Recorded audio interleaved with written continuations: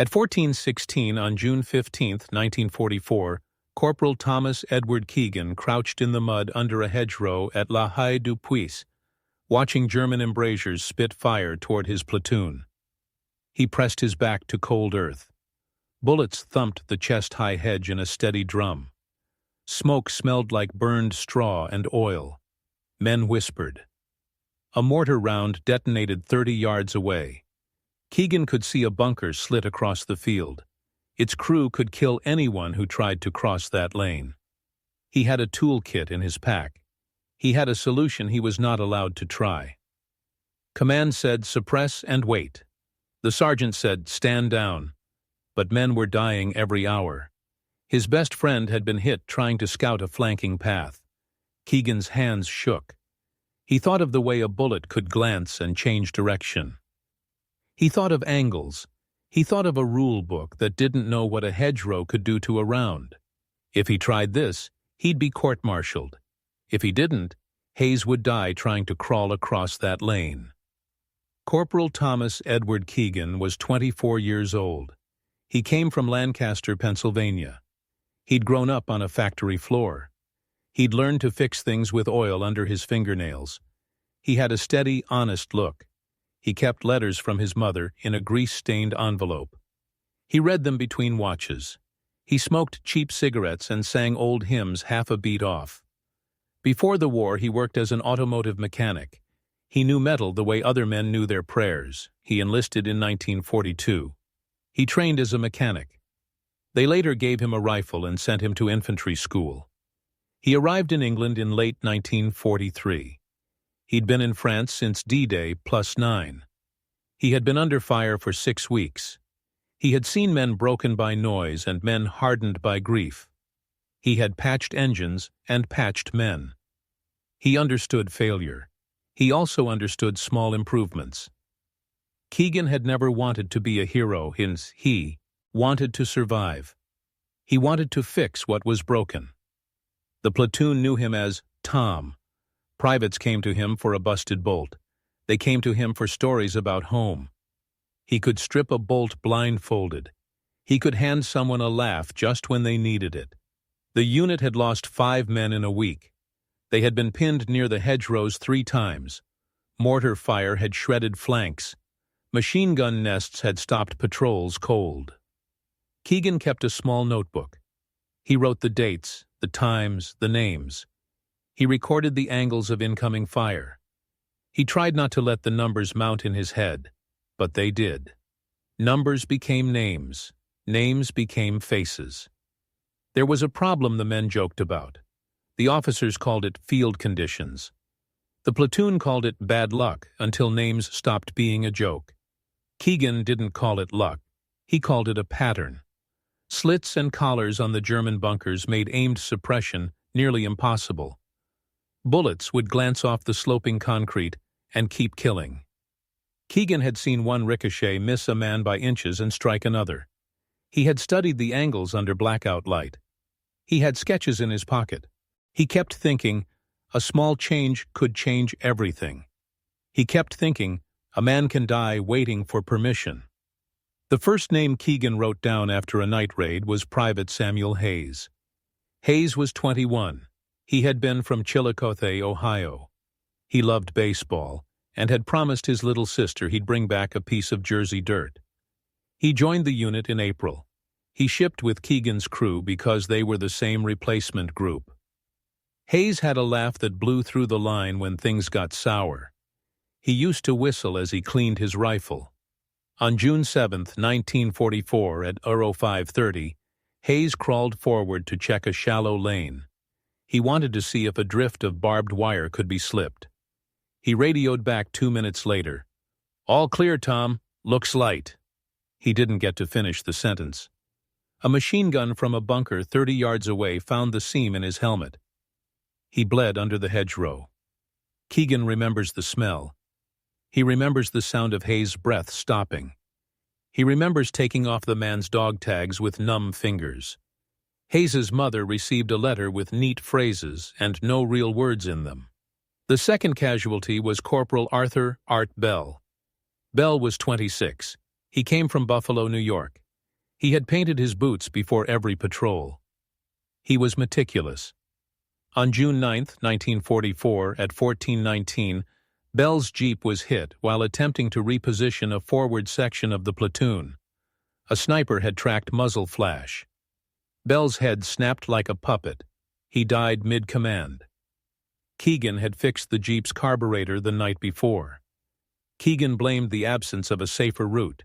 He blamed the angles. Both deaths left a black hole. The men talked in low tones. The sergeant tried to move them on. He told them to do their duty. Keegan could not move on.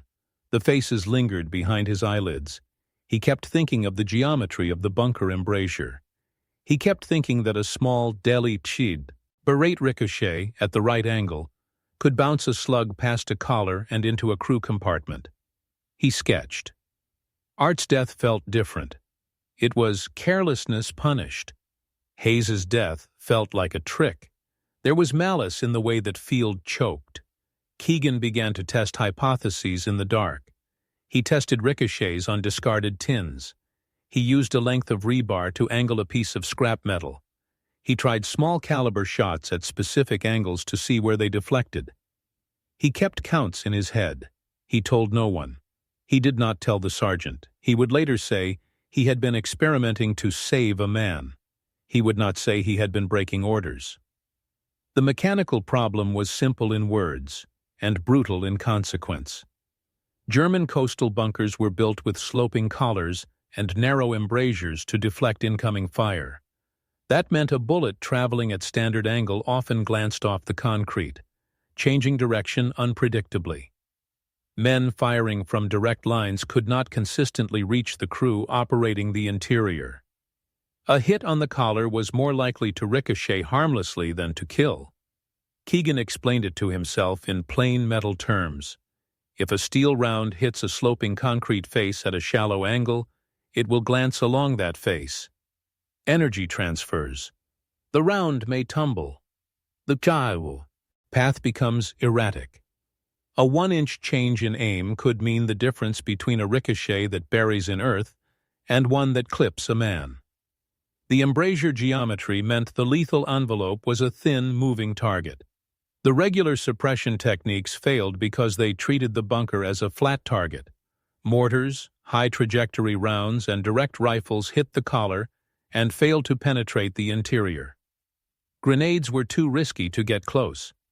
Engineers could place charges, but engineers were scarce, and the window to fix the problem was short. The patience of doctrine did not match the pace of small unit attrition. Keegan realized that if you could control the angle that a round hit the collar, if you could make it come up from below or graze at a different vector, you could make the round divert into the embrasure. You could aim for a ricochet that became lethal rather than harmless. That fraction of a second, that slight change of vector, meant life or death. He made technical notes in his head. Low trajectory shots at a specific incidence angle produced predictable glancing paths. Use a shorter barrel and reduce elevation.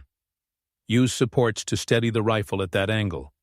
Use terrain, the hedgerows, fallen trees, to create the needed angle. In practice, it was dirty, imprecise, and dangerous. In theory, it could work every time. Keegan's technical knowledge came from grease-stained days. He knew how parts returned to life if they were nudged. He had fixed engines with jury-rigged clamps in the dark. He thought in angles and tangential forces. To him, the bunker was another kind of machine that could be coaxed. He also knew the rules. The rules were clear. Modify weapons? Forbidden. Attempt unapproved ballistic tactics? Discouraged. Officers did not want risk. They wanted predictable, documented methods. Any off-book solution invited paperwork and blame. Within specific Aachen, the rounds performed as designed. If they killed in unusual ways, someone else could be blamed. The war ran on orders and on the safety of a paper trail.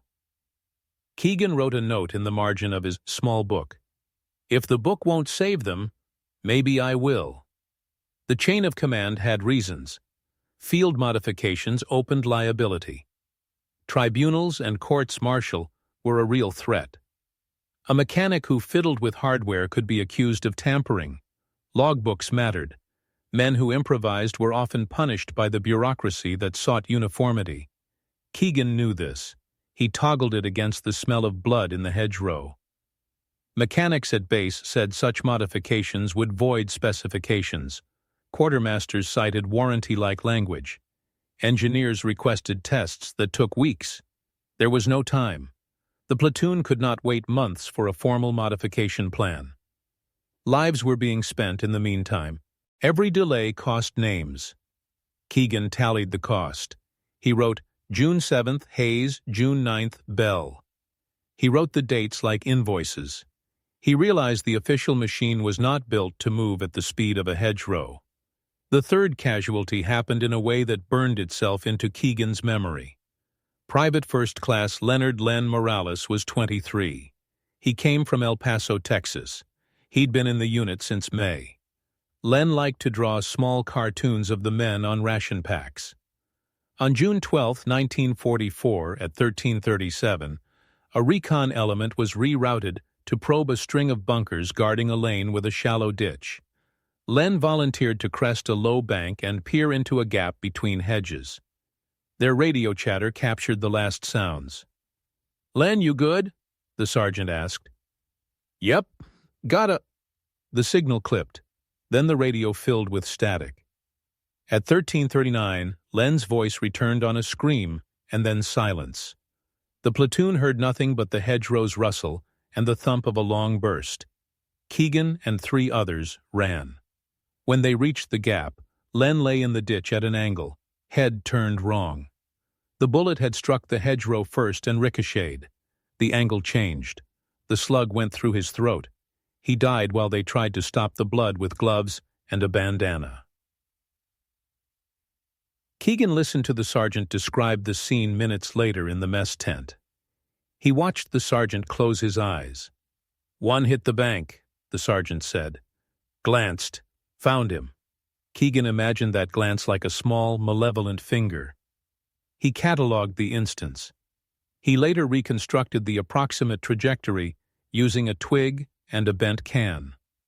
Within 6 weeks, the unit recorded 37 incidents of direct or indirect hits near the hedgerows. 11 men were killed outright. Others were maimed. The pattern emerged like a bad melody. The platoon medic kept the list. The mortar crews logged disturbing arrivals on the edge of the fields. Keegan and a handful of other men started to compare notes in quiet corners. Numbers gave them urgency. Keegan's growing realization hardened into a plan. He could not watch men die at the hinge of a hedgerow and rely on bureaucracy. He could not only watch and accept within spec. He saw the pattern in the bullet flight. He believed he knew the fix. He had the parts to make a field rig. He had a handful of piano wire, a bent bayonet, and a strip of leather.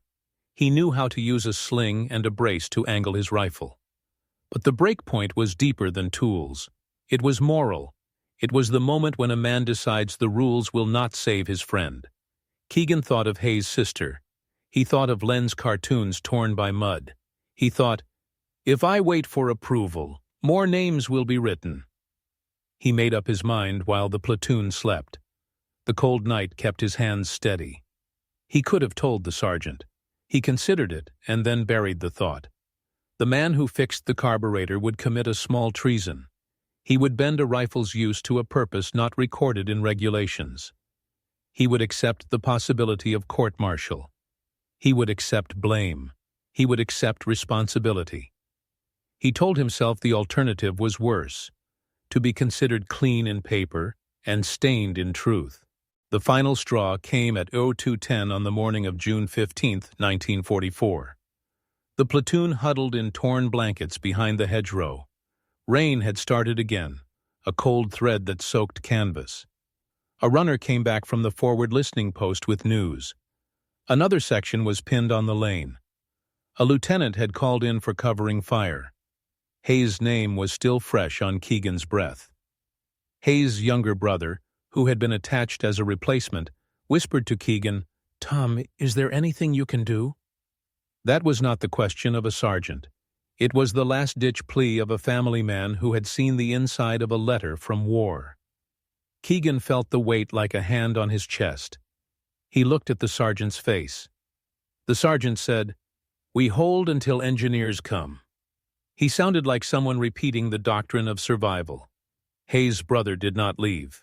He leaned into Keegan and said, "They'll start across at first light." He said it like a man expecting the worst. Keegan felt his jaw set. He made a choice in the span of a heartbeat. He would break the rule. He considered the consequences. A field modification without authorization could be a court-martial offense. Tampering with ballistic characteristics could end a career. There were other consequences. If his jury rig failed in flight, if a ricochet went wrong and struck their own men, the blame would be his and his alone. But he also saw the alternative. Hayes' brother crawling across a lane, a machine gun eating him. He heard Len's cartoon pen turned still. He tasted a decision in his mouth. He told the brother, "Bring me 4 men, keep the lights low." He did not mention the rig. He did not ask permission. He wrapped the small set of tools into a satchel. He reviewed his sketches. He assigned 2 men to watch a flank, 2 to bring a blanket and a spare rifle. He whispered a plan. "Angle, low, steady, wait for my signal." He felt Fitch, ear. A white, bright thing. He felt the thin, dangerous line between saving a man and breaking the law. He prayed, in a way he never had, that his hands would know what to do. He worked alone under a torn canvas at 0312. The night smelled of wet earth and diesel. He had only a dim lantern. The men around him breathed. He moved like a surgeon. The modification would be primitive, a 6-inch piece of piano wire fashioned into a sling to alter the barrel's support, and an angled leather wedge affixed under the stock to change the angle of departure by a few degrees. The idea was to create a consistent, repeatable, low-angle shot that would strike the bunker collar at the one incidence that tended to deflect around into the embrasure. His hands shook as he bent the wire. The wire threatened to snap. Tools slipped. He muttered to himself the steps he had practiced in shadow. He counted the bends. He filed the edges. He wrapped the wedge in cloth so the stock would not slip.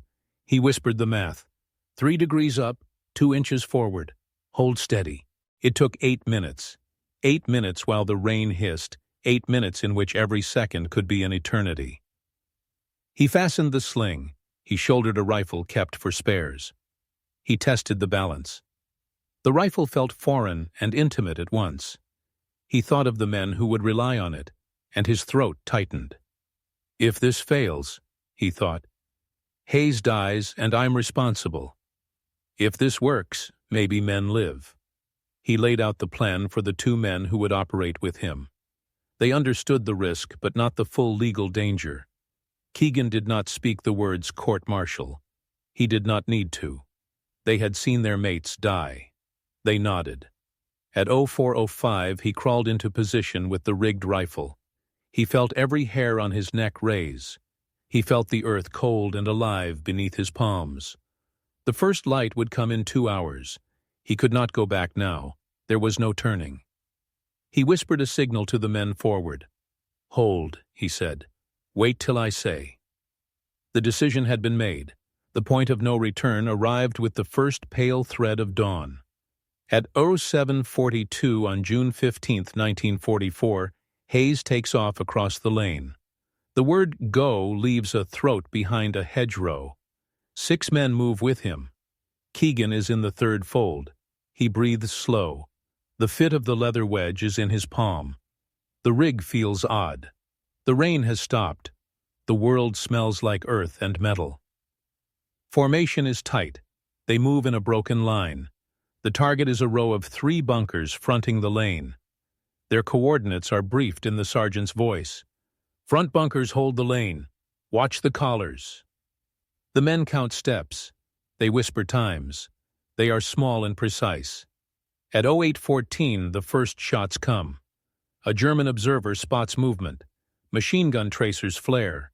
Bullets chew the hedge. A man cries. Keegan hears the sound like paper tearing. On the right, a rifle flashes. Bullets zing. First contact happens at 8:17. 2 enemy fighters. FS. Iled crews with MG-42s open up. The platoon halts. The hedgerow shudders with the hits. Keegan braces. He whispers a measure. He sets the rifle on the wedge. He breathes. The enemy numbers are not huge. 2 bunkers stand above the lane. Their positions are perfect. Their gunners lean forward in the slit. Keegan sees one eye. He smells cordite. He imagines the angle where the round will glance. He aims low. He sets the angle with the piano wire brace. His hands are steady. The rifle's weight sits on the wedge. The world narrows. He fires once. The shot is low. It pings the collar. The sound is dull. For a moment nothing happens. Then a metal clatter. A pop. The gun inside sputters. A cry comes from the embrasure. The first man inside staggers. "It's working," someone breathes. Enemy fire intensifies. 2 more gunners roll out of the slit to reload. Keegan breathes along with the rifle. He fires again. The round grazes the collar at a different vector. It skips. It goes right into the embrasure. There is a wet sound. A man falls. The rest scramble. At 08:23, another bunker opens up on their left. Keegan's team is pinned. Men shout. A shell explodes 10 yards to the right. The ground throws mud. Keegan feels the shock through his ribs. He does not think. He fires. The rifle responds the way he practiced in the dark. No lag. No stumble. The angle makes the shot climb past deflecting concrete and into the opening. The gun inside screams and dies. A wingman sees it. Lieutenant Mark Ellis, not a large man, crawls up and watches. He tastes iron in his mouth. "What did you do?" he hisses. He sees the rig. The look on his face is torn, disbelief and quick hope. The formation begins to move. By 08:29, Keegan has neutralized 2 bunkers. Men surge forward. The unit takes a shallow trench line. Shell fragments hit the earth. The smell of smoke thickens. Keegan's breath is ragged. He feels the adrenaline like heat in his chest. A dive from above, an enemy sniper in a raised tower, opens. Keegan fires. The shot comes up true and finds the eye slit. The sniper falls backwards. The fight changes. The men begin to move with a new tempo. They don't run. They maneuver. At 08:36, the 3rd bunker opens heavy fire. Keegan braces. He hears a mechanic's whisper in his bones. He lines up the angle. He fires. The round does what it has done all morning. It glances where it must and becomes lethal. The bunker goes quiet. Keegan feels his hands trembling. He feels the small winds as if they were stitches in a wound. At 08:47, the first kill is clean. Keegan watches the fuselage of a man fall away.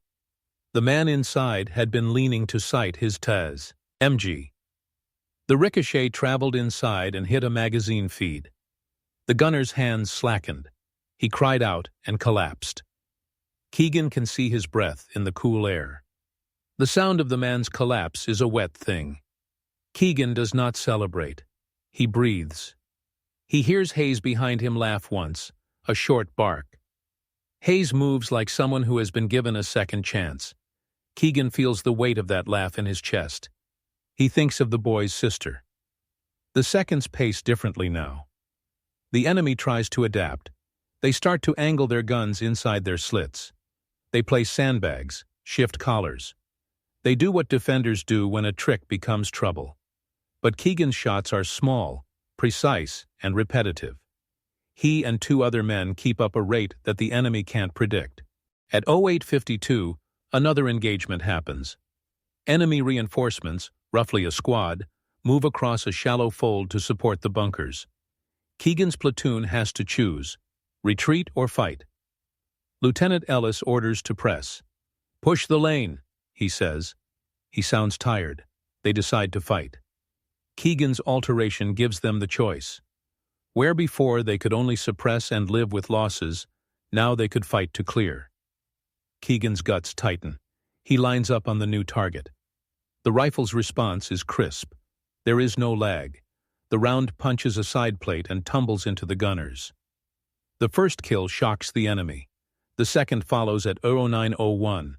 Keegan sees two Zeltbahn helmets tumble out. One man tries to crawl. Keegan fires again. The bullet bends the man's shoulder. He rolls. The fight goes small and personal. The men of Keegan's platoon move like actors in a sharpened scene. They have a tool that works. At 0910, a German corporal raises a white cloth briefly, trying to call a cease. Keegan hears the word through a translator later. Warum? Why? The enemy wanted to understand. They could see the difference in the angle and the effect, but not the cause. Keegan didn't give them a cause. He gave them lead. The second kill is a hard, bright thing. Keegan feels a mix of relief and guilt. He knows he is bending a rule.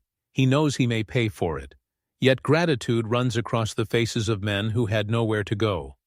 The morning's rhythm changes to the tempo of men who trust their instruments. At 0918, the battalion radio chirps, calling in a new wave of support. The company commander hears that the lane is being cleared. The sergeant comes forward, eyes narrow. He watches Keegan work. He says nothing for a long moment. Then he whispers, "Keep it tight." He does not ask what Keegan did.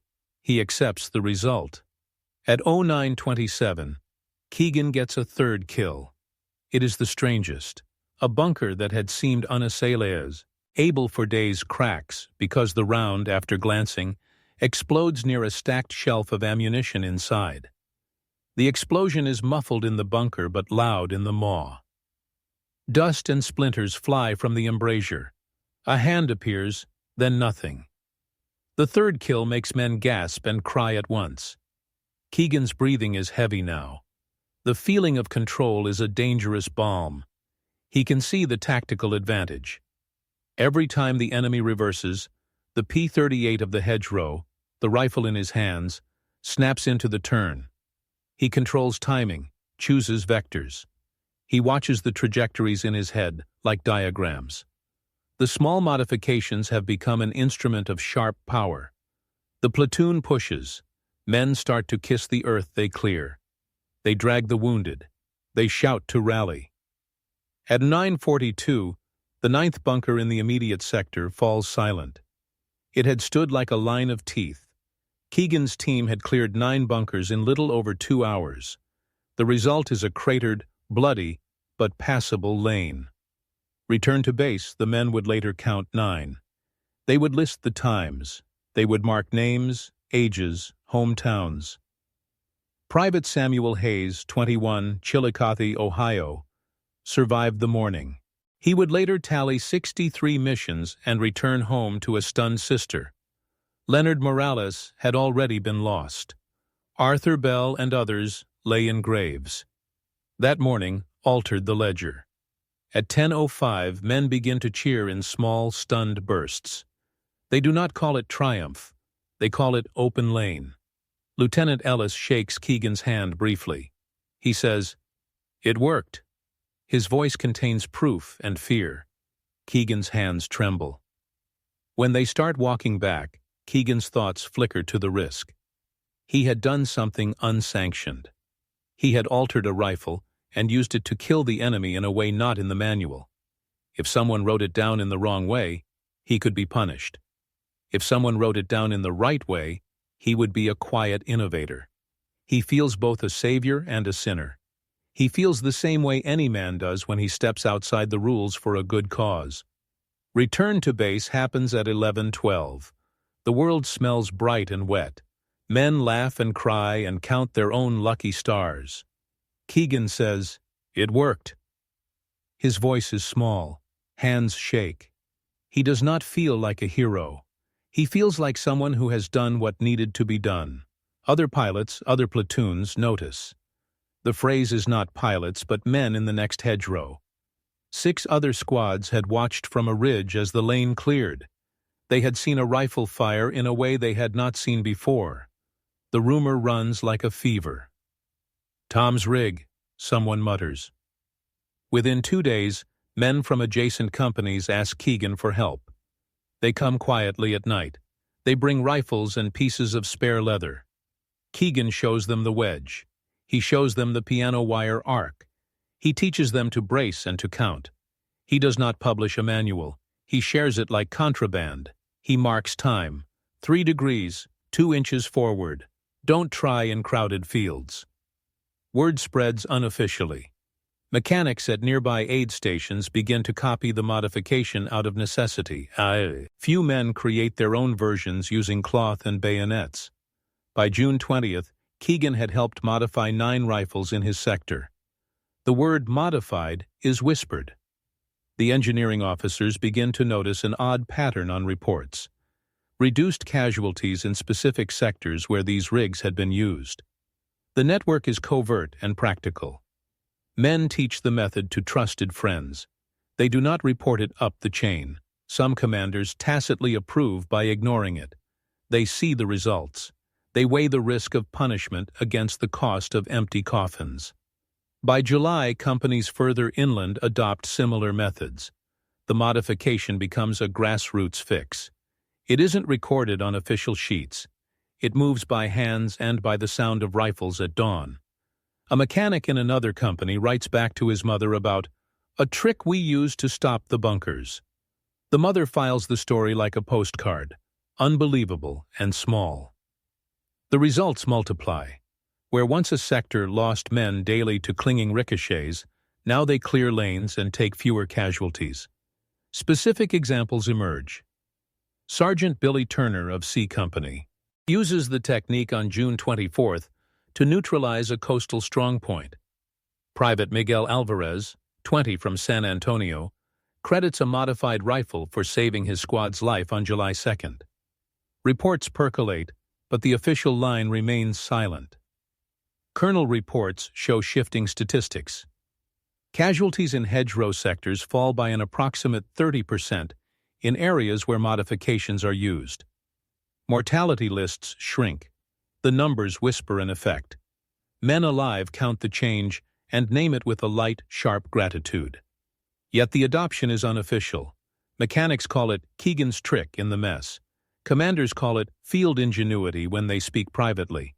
The engineering corps begins to receive curious forms. Unexplained variations in casualty rates. No paper trail leads to a single inventor. That anonymity protects Keegan and the men who copy the method. Enemy pilots and infantry notice too. The Germans in nearby positions file reports that something is different in the way shots strike their bunkers. A field report from a German gunner describes a series of grazing shots that penetrate our slits. Commanders there adapt by adding interior sandbags and shifting metal plates. They know something has changed, but they do not know what. The effect on tactics is immediate. Defenders who once relied on collars and sloping deflection find their advantage diminished. They reposition, they deepen their embrasures, they bring in more machine guns. They act like craftsmen who have learned a new hazard. Back at the company level, engineers attempt to replicate Keegan's rig in a controlled environment. They take rifles and bench them. They test angles. They write reports and mark diagrams. They note that a low-angle, braced rifle causes predictable deflections that increase the probability of a round entering an embrasure. They caution about the risks of friendly fire. The Institut finds itself in a bind. Fix it, and you admit a design flaw, or call it a tactical innovation that cannot be attributed to a colonel's staff. Ignore it, and men will keep improvising. Punish it, and you risk alienating the men who saved their own lives. How did the authorities discover the grassroots modifications? Not through the inventor. They discovered it because a junior engineer wrote in a field test that a common modification by enlisted personnel yields a measurable decrease in bunker survivability. The phrase reached an officer who had a friend at higher command. The rumor hardened into a report. Someone wrote up the phrase, "Field modification, subject to evaluation." Initial fury came from the supply chain. Quartermasters bristled. A field order forbidding unauthorized modifications was floated. Men ignored it. The impossible dilemma came into view. The brigade could either punish the improvisers or quietly integrate the change. A quiet acceptance followed.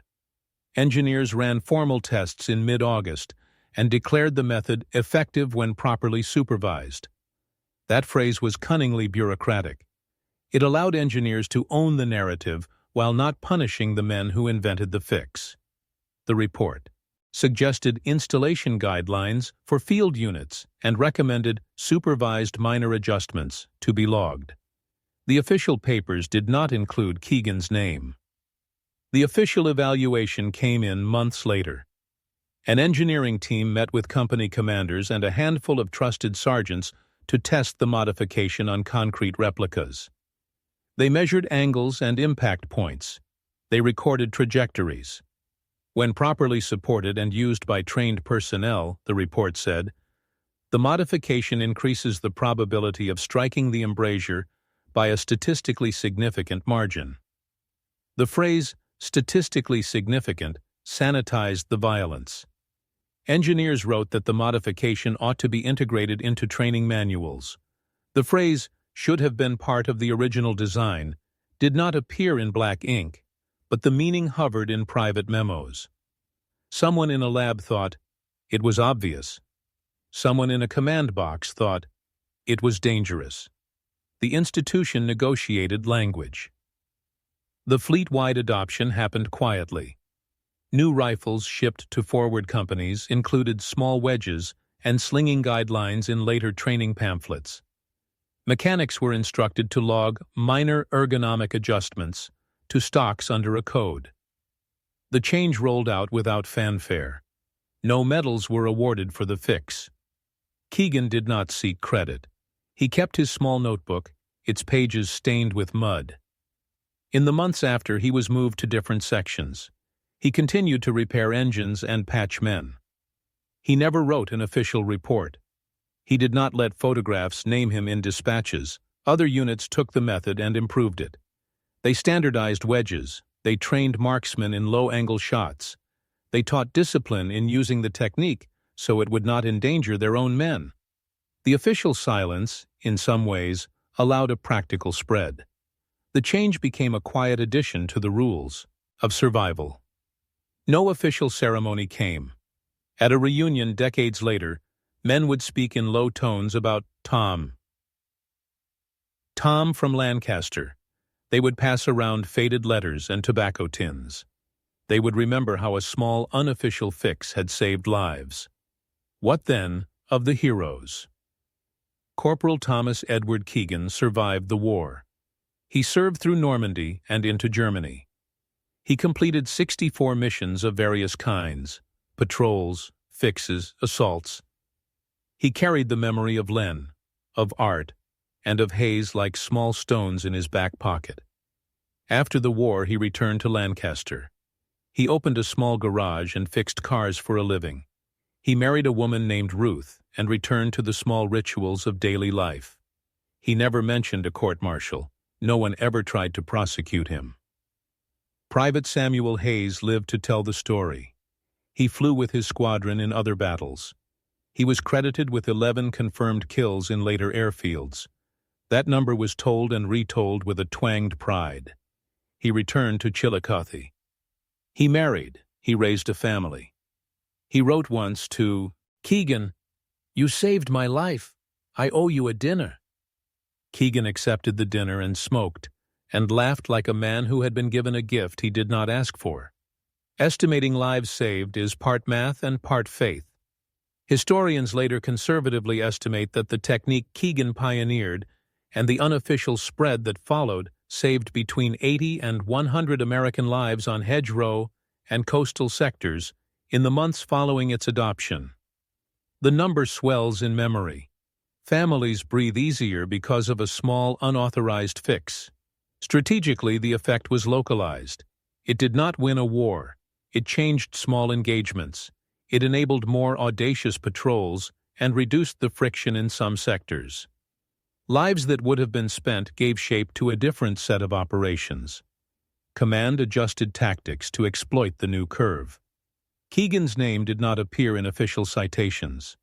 The engineering report lists field modifications by enlisted personnel as a category.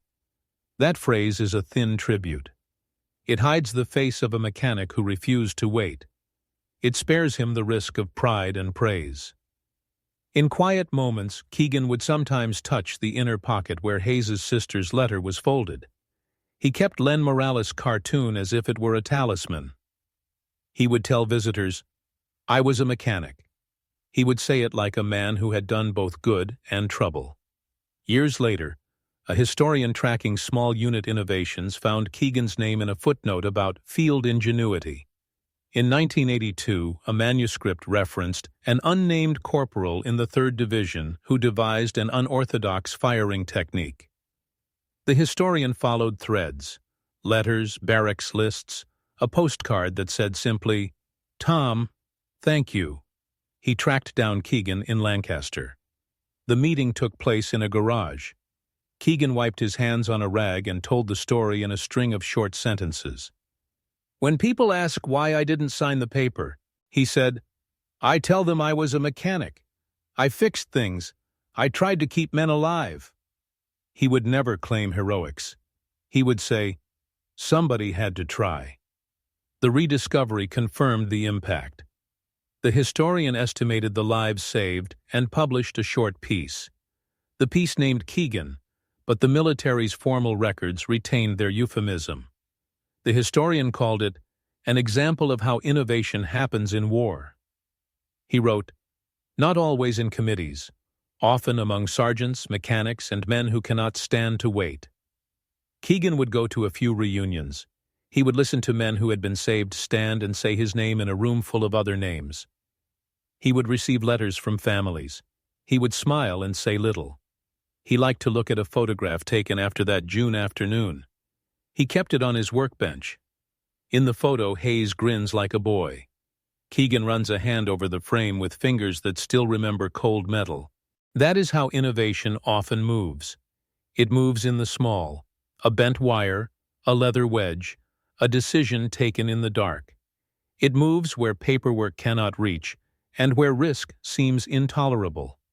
It moves through people who love others enough to break rules for them. A final image, a row of small headstones. Each has a name, each has a city, each has a date. Each is a reminder that technologies matter, but people matter more. Keegan would visit 3 of those stones in later years. He would stand and place a cigarette in the grass. He would say a name. He would then say another. If you found this story compelling, please like. Subscribe to stay connected to stories of the small, brave choices in war. Leave a comment telling us where you're watching from and which part moved you most. Thank you for keeping these memories alive.